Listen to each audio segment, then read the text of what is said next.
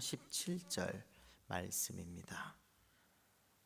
구약성경 스가랴 8장 1절에서 17절까지의 말씀입니다. 만군의 여호와의 말씀이 임하여 이르시되 만군의 여호와가 이같이 말하노라. 내가 시온을 위하여 크게 질투하며 그를 위하여 크게 분노함으로 질투하노라. 여호와가 이같이 말하노라. 내가 시온에 돌아와 예루살렘 가운데에 거하리니 예루살렘은 진리의 성읍이라 일컫겠고 만군의 여호와의 산은 성산이라 일컫게 되리라. 만군의 여호와가 이같이 말하노라. 예루살렘 길거리에 늙은 남자들과 늙은 여자들이 다시 앉을 것이라. 다 나이가 많으므로 저마다 손에 지팡이를 잡을 것이요 그 성읍 거리에 소년과 소녀들이 가득하여 거기에서 뛰놀리라. 만군의 여호와가 이같이 말하노라. 이 일이 그 날에 남은 백성의 눈에는 기이하려니와 내 눈에야 어찌 기이하겠느냐. 만군의 여호와의 말이니라. 만군의 여호와가 이같이 말하노라. 보라, 내가 내 백성을 해가 뜨는 땅과 해가 지는 땅에서부터 구원하여 내고 인도하여다가 예루살렘 가운데에 거주하게 하리니 그들은 내 백성이 되고 나는 진리와 공의로 그들의 하나님이 되리라. 만군의 여호와가 이같이 말하노라. 만군의 여호와의 집 곧 성전을 건축하려고 그 지대를 쌓던 날에 있었던 선지자들의 입의 말을 이 날에 듣는 너희는 손을 견고히 할지어다. 이 날 전에는 사람도 삭슬 얻지 못하였고 짐승도 삭슬 받지 못하였으며 사람이 원수로 말미암아 평안히 출입하지 못하였으니 내가 모든 사람을 풀어 서로 치게 하였느니라. 만군의 여호와의 말씀이니라. 이제는 내가 이 남은 백성을 대하기를 옛날과 같이 아니할 것인즉 곧 평강의 씨앗을 얻을 것이라. 포도나무가 열매를 맺으며 땅이 산물을 내며 하늘은 이슬을 내리리니 내가 이 남은 백성으로 이 모든 것을 누리게 하리라. 유다 족속아, 이스라엘 족속아, 너희가 이방인 가운데에서 저주가 되었었으나 이제는 내가 너희를 구원하여 너희가 복이 되게 하리니 두려워하지 말지니라. 손을 견고히 할지니라. 만군의 여호와가 이같이 말하노라. 너희 조상들이 나를 경노하게 하였을 때에 내가 그들에게 재앙을 내리기로 뜻하고 뉘우치지 아니하였으나 이제 내가 다시 예루살렘과 유다 족속에게 은혜를 베풀기로 뜻하였나니 너희는 두려워하지 말지니라. 너희가 행할 일은 이러하니라. 너희는 이웃과 더불어 진리를 말하며 너희 성문에서 진실하고 화평한 재판을 베풀고 마음에 서로 해하기를 도모하지 말며 거짓 맹세를 좋아하지 말라. 이 모든 일은 내가 미워하는 것이니라. 여호와의 말이니라. 아멘. 어제 7장을 통해서 우리가 금식에 관한 말씀을 들었다면 오늘 8장은 회복의 말씀이 이어지고 있는 것을 볼 수가 있습니다. 우리가 성경을 읽다 보면 겉과 또 때로는 또 그 겉과 또 보이는 것과 그 속이 그렇게 좀 다를 때가 또 상반될 때가 있는 것을 우리가 보게 됩니다. 하나님께서는 계속해서 심판에 관한 말씀을 하시고 나서 오늘 말씀을 보면 회복에 관한 말씀을 함께 주시는 것을 볼 수가 있습니다. 그래서 심판하는 것이 겉으로 드러나는 그 강렬한 어떤 인상을 우리에게 주는데요. 그와 동시에 더 강렬한 하나님께서 가지고 계시는 그 속뜻, 속내는 바로 그 다음에 이어지는 회복의 말씀이라고 할 수가 있을 것입니다.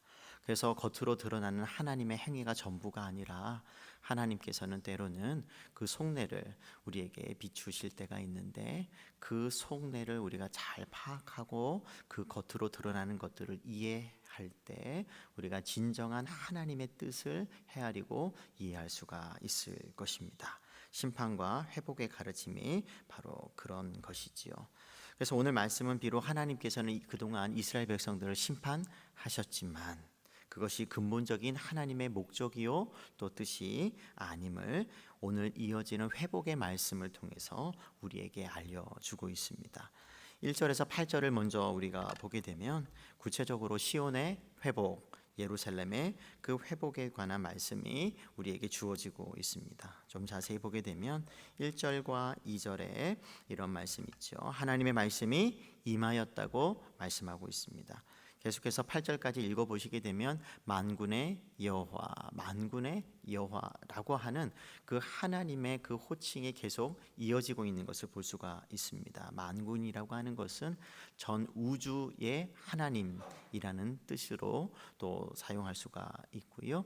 그리고 모든 만물의 주관자라는 뜻도 있지만 모든 것이 또 가능케 하시는 그런 능력이 많으신 하나님이라는 또 뜻, 그리고 반드시 하나님께서 말씀하시는 것을 이루신다는 그런 의도적으로 그렇게 사용하는 표현이라고 할 수가 있습니다. 그 만군의 여호와께서 시온이라고 불리는 이스라엘을 위해서 2절의 말씀을 보니까 크게 질투하며 그를 위하여 크게 분노함으로 질투하노라, 이렇게 말씀하고 있는 것을 볼 수가 있습니다. 질투라는 말이 하나님께서 가지고 있는 그 마음과 또 연결돼서 우리에게 주어지고 있는데요.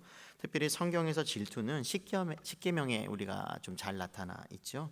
20장 4절과 5절에 보게 되면 너를 위하여 새긴 우상을 만들지 말고 또 위로 하늘에 있는 것이나 아래로 땅에 있는 것이나 땅 아래 물속에 있는 것에 어떤 형상도 만들지 말며 라고 하면서 5절에 그것들에게 절해서는 안 된다 그러면서 하시는 말씀이 나 너의 하나님 여호와는 질투하는 하나님 인즉이라고 하면서 만약에 그렇게 다른 신들에게 너희가 절하게 되면, 그 신들을 섬기게 되면 그것은 곧 나를 미워하는 것과 같고 그런 자를 내가 그냥 두지 않겠다, 심판에 관한 말씀이 이렇게 뒤따르는 것을 볼 수가 있습니다. 그래서 이것은 언약 관계를 나타내는 단어이죠.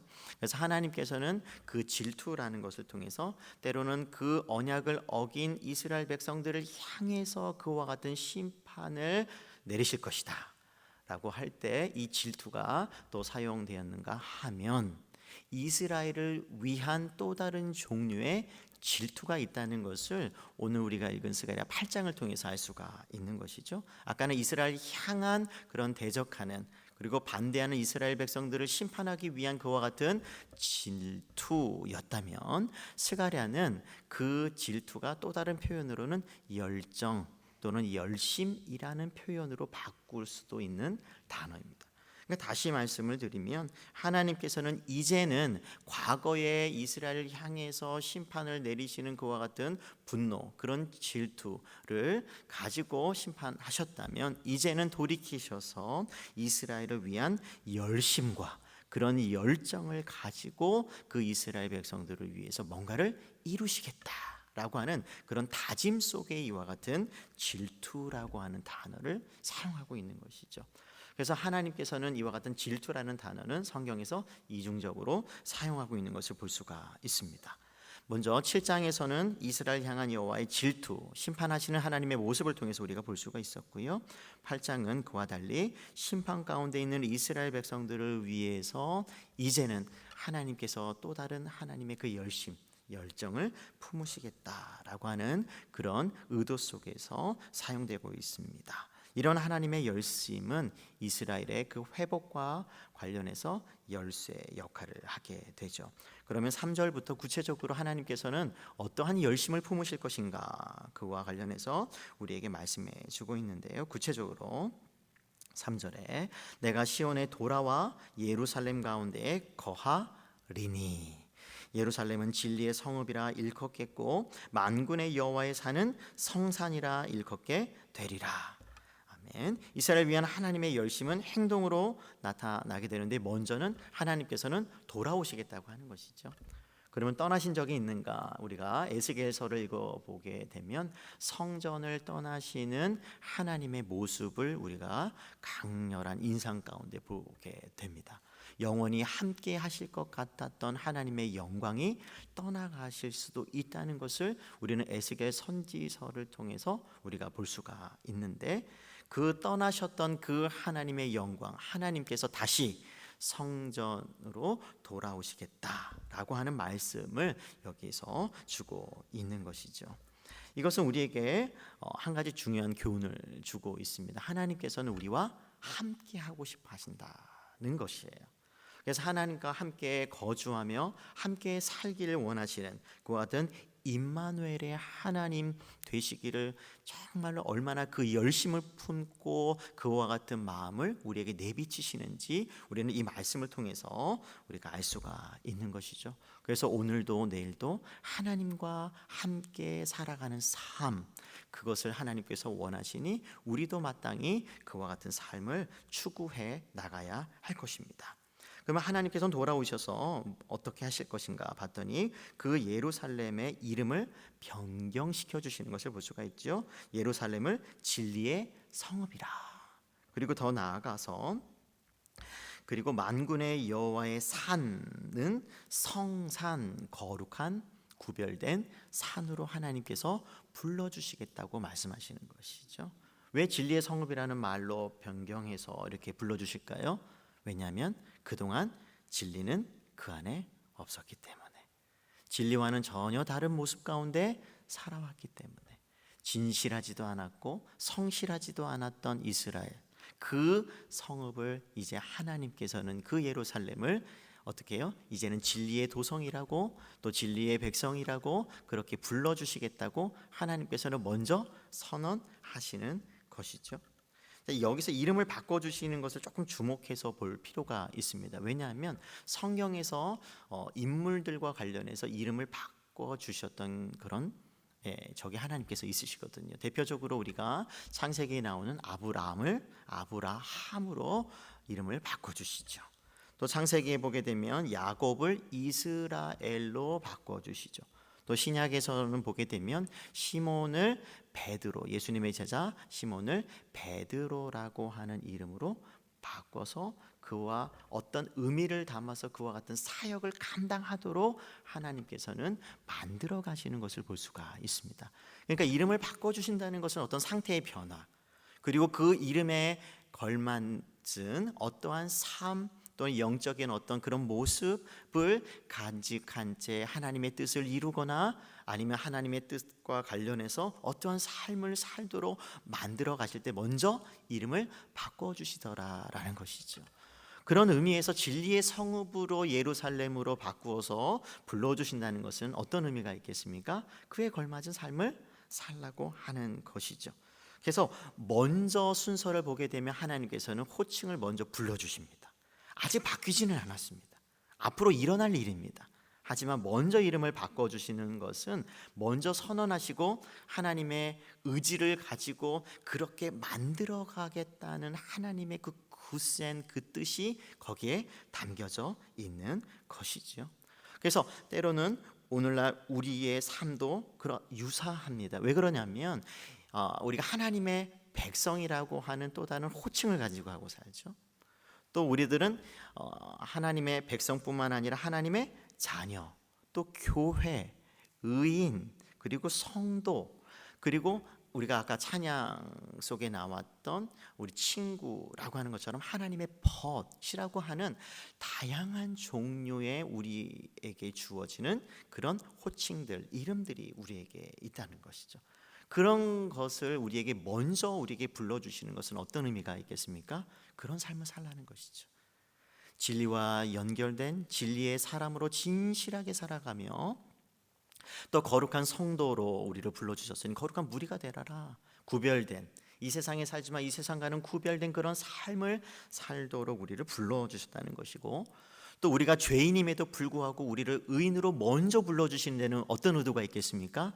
비록 죄인의 삶을 지금까지 살아왔지만 이제는 그와 같은 삶과는 다른 의로운 삶이 있으니 그와 같은 삶을 살도록 하나님께서 우리를 불러주시고 또 만들어 가시고 그런 삶을 살아갈 수 있도록 힘을 공급해 주시면서까지 그런 삶을 살아가도록 우리에게 요구하시더라는 것이죠.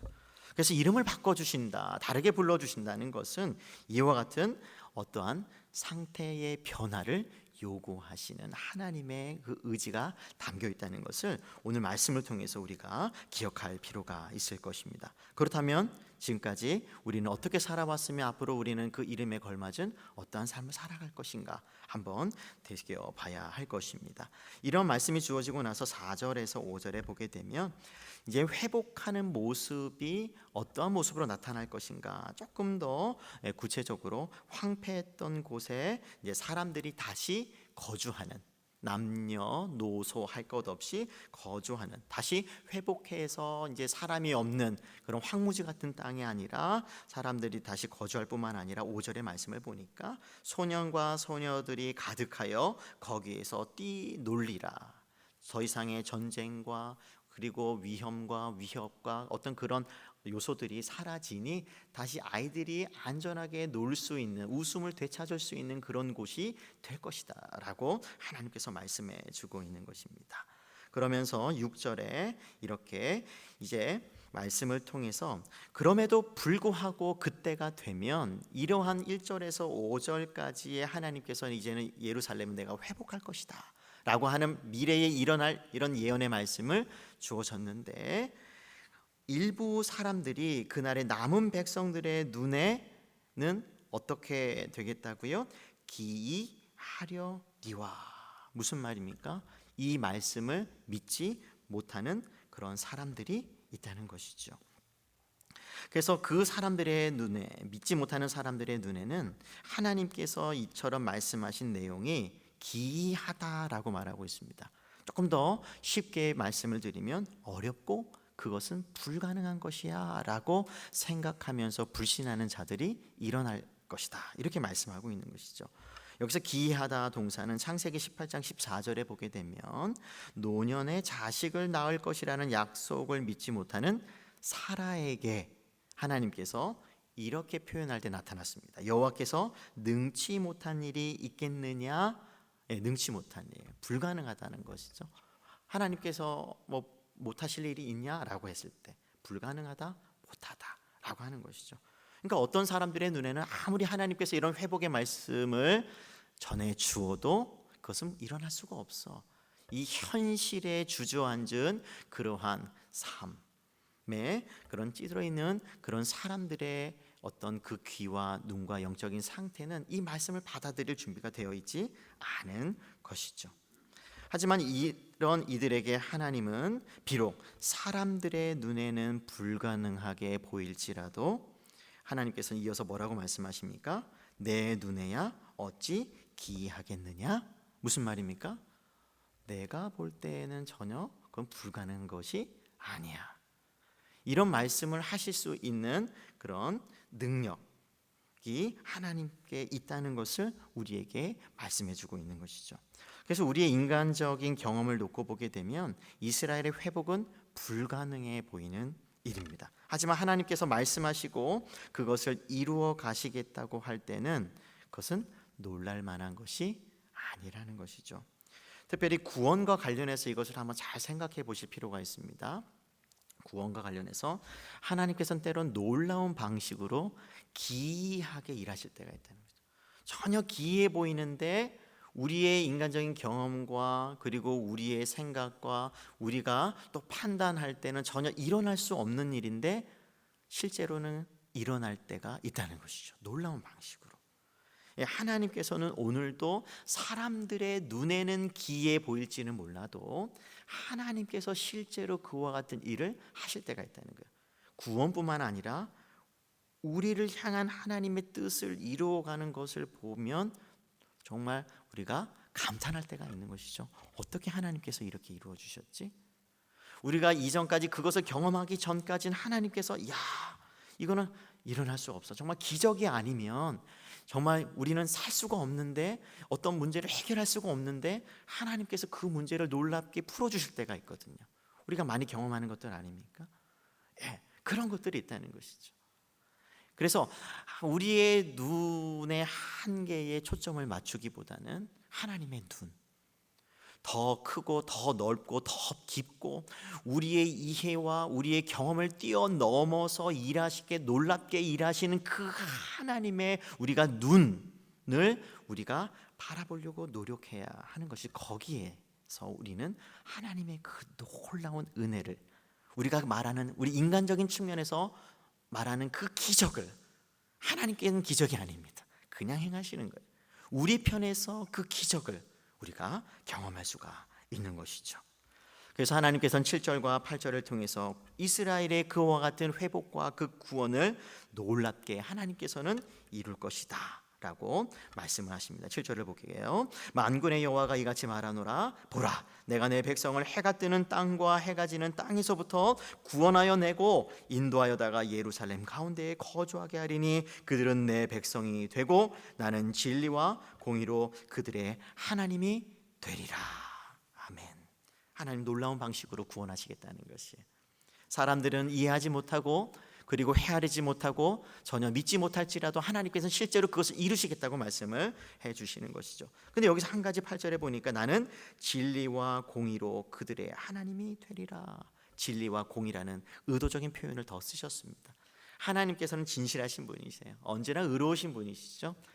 그런 하나님께서 이스라엘 백성들을 회복하시면서 진리의 성읍이라고, 또 거룩한 산이라고 그렇게 부르신다는 것은 하나님이 그러하시니 거룩하시고 진리의 하나님이시고 그리고 공의로운 하나님이시고 의로운 하나님이시기 때문에 그 하나님과 친밀하게 살아가는 백성들, 구원받은 백성들도 이제 어떻게 살아야 될까요? 그 하나님과 어떻게 해요? 같이 하나님처럼 하나님을 닮아가는 그런 삶을 살아가는 것이에요. 그래서 레위기에서 내가 거룩하니 너희도 거룩하라 라고 하는 말씀이 일맥상통하는 것이죠. 내가 진리의 하나님이니 너희도 진리의 사람이 되어야 한다 라고 말씀하죠. 내가 의로우니 너희도 의로운 삶을 살아야 된다라고 계속해서 말씀해 주시는 것과 같은 것이죠. 이런 말씀을 하시고 나서 9절에서 13절까지는 이제는 남은 백성들을 축복하게 됩니다. 그러면서 학계 스가랴를 통해서 지금 성전을 재건하는 그 일을, 지금 막중한 사명을 격려하고 독려하고 하는 그 일을 지금 학계 스가랴 선지자를 통해서 지금 그 일을 이루어가고 계시거든요. 그 선지자들의 입을 통해서 이 학계 스가랴 선지자를 통해서 성전을 그 짓는 일을 격려하시는 내용이 9절과 10절에서 13절까지 내용, 그러면서 평강 가운데 그 모든 일들이 다 잘 이루어질 것이야 라고 위로의 말씀을 주시고 나서 14절에서 이제 17절까지 마무리를 하는 가운데 하나님께서는 이제 그렇게 회복된 그런 하나님의 자녀들은 이렇게 살아야 돼 라고 하면서 책임과 의무에 관한 요구를 하고 있는 것을 볼 수가 있습니다. 16절 볼까요? 너희가 행할 일은 이러하니라. 하나님께서는 십계명처럼 너희는 이렇게 살아야 돼 라고 명시하는 그런 계명들, 또 요구들이 있는데요, 여기서도 그 한 가지가 나옵니다. 너희가 행할 일은 이러하니라. 너희는 이웃과 더불어 진리를 말하며, 계속해서 진리의 성읍, 진리의 하나님, 그리고 진리를 말하는 그 진리, 진실, 성실, 이와 같은 그런 내용을 반복해서 하고 있는 것을 볼 수 있는 것이죠. 가장 먼저 이스라엘 백성들이 회복되어야 하는 것이 이 진리였다는 것을 우리에게 보여주는 겁니다.